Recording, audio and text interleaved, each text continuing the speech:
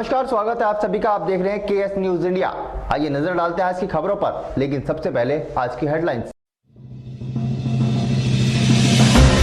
मंगलवार को मुजफ्फरनगर में 7 और कोरोना संक्रमितों की पुष्टि होने से बुधवार को प्रशासन ने सभी प्रभावित क्षेत्रों में लोगों का स्वास्थ्य परीक्षण कराने के साथ साथ क्षेत्र के बैंकों को भी आगामी आदेशों तक कराया बंद। मंगलवार को मुजफ्फरनगर में नगर कोतवाली पुलिस ने लॉकडाउन व आगामी रमजान माह के मद्देनजर नगर कोतवाली परिसर में क्षेत्र के गणमान्य लोगों के साथ किया बैठक का आयोजन। मंगलवार को मुजफ्फरनगर में क्रांति शिवसेना कार्यकर्ताओं ने विगत दिनों महाराष्ट्र के पालघर में हुई साधुओं की हत्या पर रोष जताते हुए दिवंगत आत्माओं की शांति के लिए किया एक बैठक का आयोजन।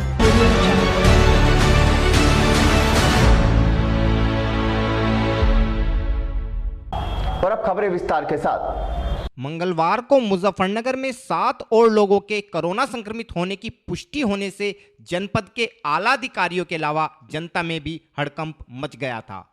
मंगलवार को मिले 7 संक्रमितों में से 4 पुरकाजी क्षेत्र के व 3 खतौली क्षेत्र के बताए जा रहे हैं।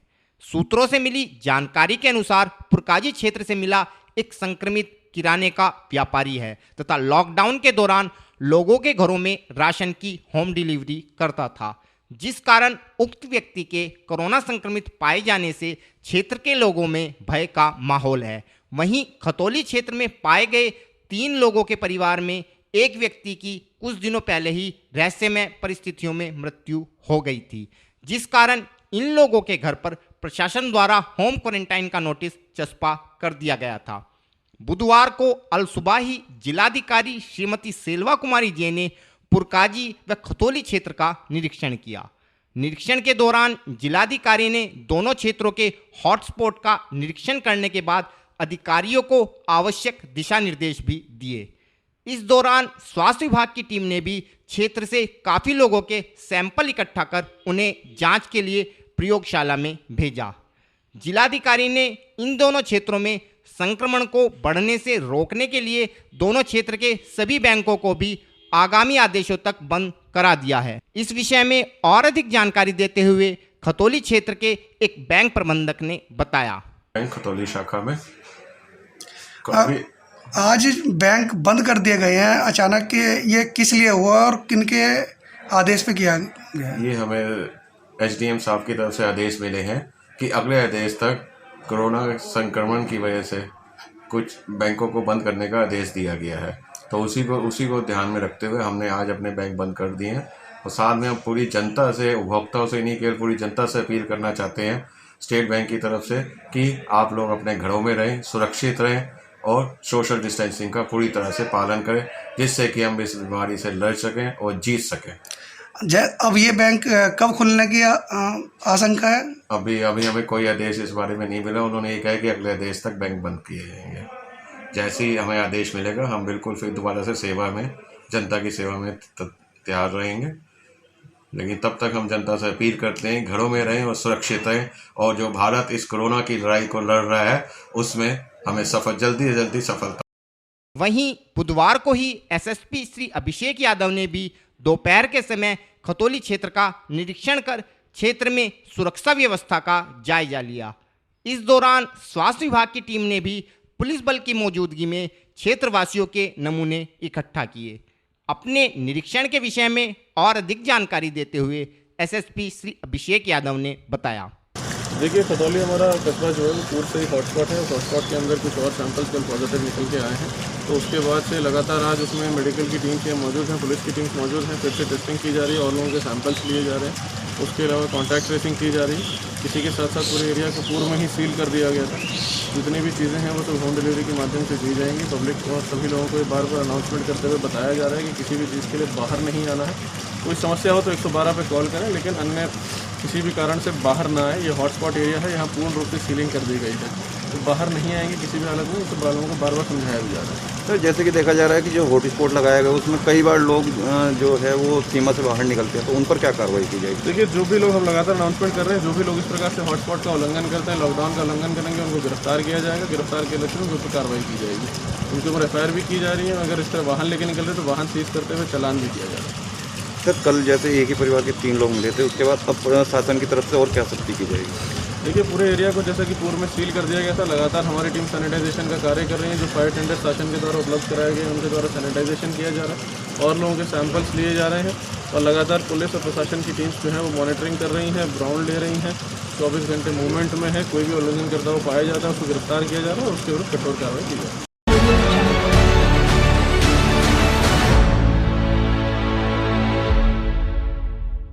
बुधवार को मुजफ्फरनगर में नगर कोतवाली पुलिस ने आगामी रमजान माह के मद्देनजर व कोरोना वायरस संक्रमण को रोकने के लिए जिले में लागू लॉकडाउन के चलते क्षेत्र के गणमान्य लोगों के साथ नगर कोतवाली परिसर में एक बैठक का आयोजन किया।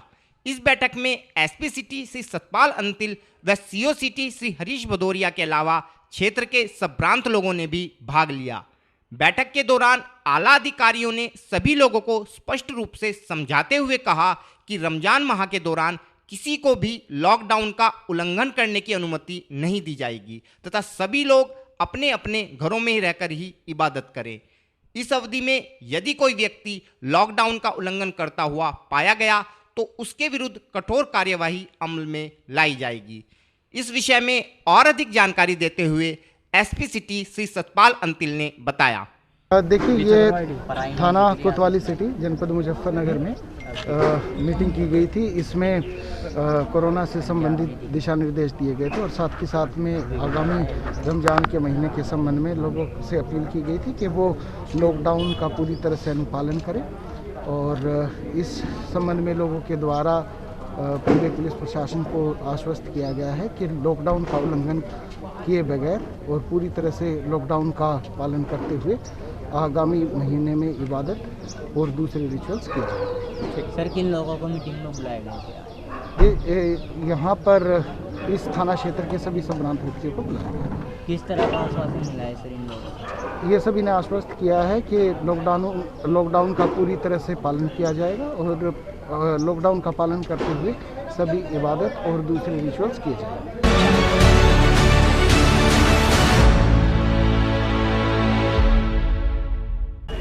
वक्त हो चला है केएस न्यूज इंडिया में एक छोटे से ब्रेक का।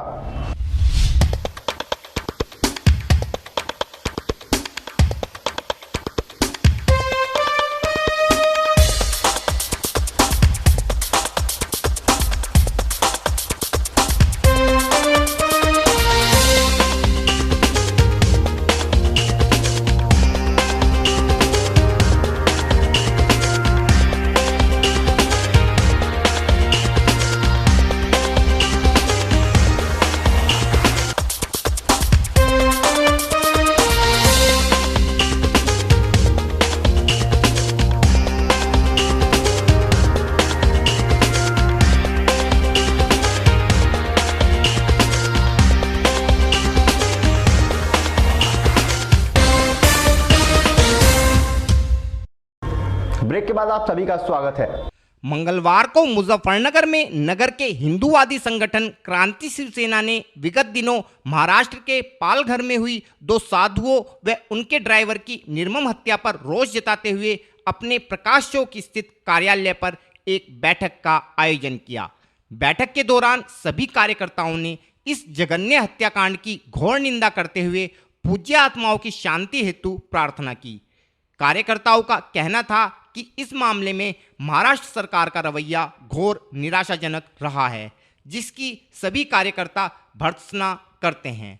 इस विषय में और अधिक जानकारी देते हुए संगठन के राष्ट्रीय अध्यक्ष श्री ललित मोहन शर्मा ने बताया। ये पालघर में जिस तरीके से संतों के और उनके ड्राइवर की पुलिस के संरक्षण में निर्ममतापूर्वक हत्या हुई है, उस विषय को लेकर आज हमारी बैठक थी। सबसे पहले उन मृतात्माओं को श्रद्धांजलि दी गई है और जिस तरह महाराष्ट्र सरकार संतों की हत्या पर लिपापोती का प्रयास कर रही है, जिस तरीके से माननीय मुख्यमंत्री उद्धव ठाकरे जी ने यह कहकर इस केस को कमज़ोर करने की कोशिश की कि संतों की हत्या गलतफहमी के कारण हुई है, ये सीधा साधा इस मामले को दबाने का पूरा प्रयास है। लेकिन इसमें केंद्र सरकार की भी भूमिका ठीक नहीं है। वीडियो देखकर अंदाज़ा लगाया जा सकता है कि यह कोई मॉब लिंचिंग नहीं है, यह सीधा साधा पुलिस और हत्यारी भीड़ की मिलीजुली साजिश का हिस्सा है, जिसे इस हत्याकांड को अंजाम दिया गया है।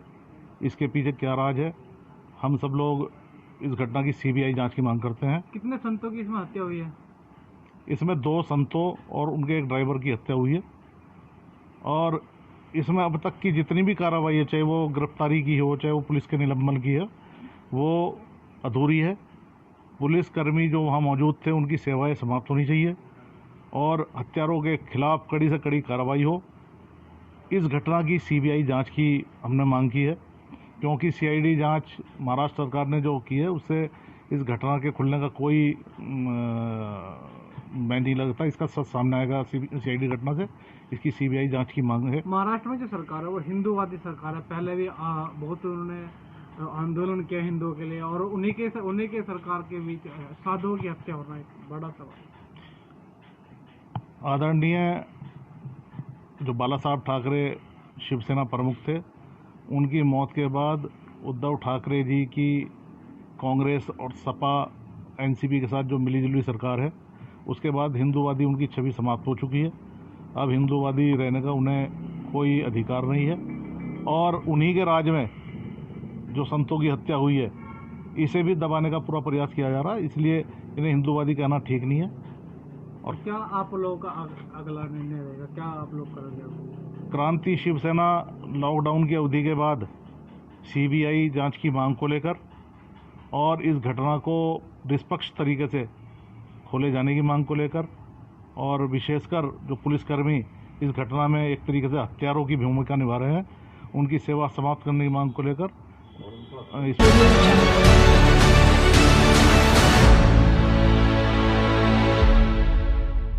आज के बुलेटिन में इतना ही। कल फिर होंगे हाजिर कुछ नई और ताजा खबरों के साथ। देखते रहिए केएस न्यूज़ इंडिया।